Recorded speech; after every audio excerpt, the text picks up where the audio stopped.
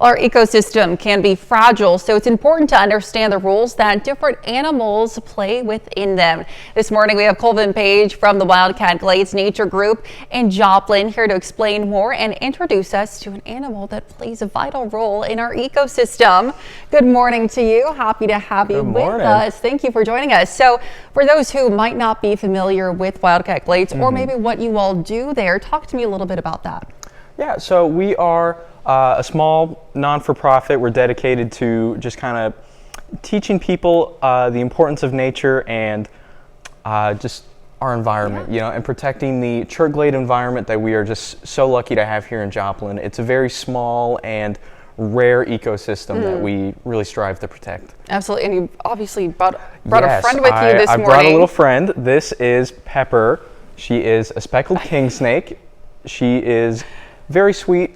Snakes get a very bad rap. You know, lots of people don't like snakes, but they are just so important to our ecosystem and our environment. They, you know, eat a lot of mice and just kind of things that we really don't want in our buildings. Right. And speckled king snakes in particular are special because they are immune to pit viper venom, which is most of the venomous snakes we have around here. So they will actually eat venomous snakes. Interesting. That we really would not like in our houses.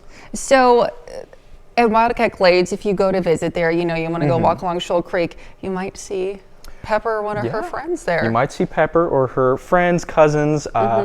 You might see some black rat snakes, which look quite similar. They just don't have these white spots on them or specks.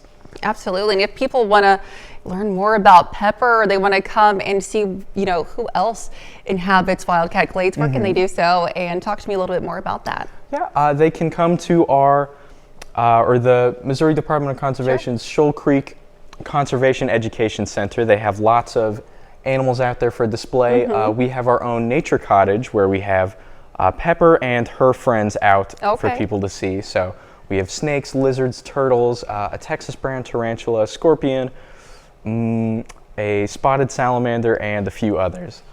So talk to me a little bit about, you know, you dealing with snakes, scorpions, as you just mentioned. For people who might, like myself, might be a little nervous to be sitting across from a snake right now, but they still want to learn more, what kind of advice do you have for people who might be a little apprehensive, but, you know, you're obviously with nature all the time? I would say, I don't know, I feel like when you work with nature or you experience nature, eventually you hit a point of kind of getting over that fear where it's like, realistically, there's nothing she could really do to me. You know, look at her go. Yeah, she's a non-venomous snake. She's just, you know, their teeth are like that big. Right. You know, there's really nothing they could do. I would not recommend just picking up any kind of snake you see. You know, almost treat it like a dog you're unfamiliar with. You wouldn't pet a dog you don't know. You know, don't pick up a snake you don't know. But we do lots of events where you can pet our snakes and just get more acquainted with them. Fantastic. Well, Colvin, thank you so much for being with us this morning. And thank you, Pepper. It was nice to meet you. Stick around. We'll be right back.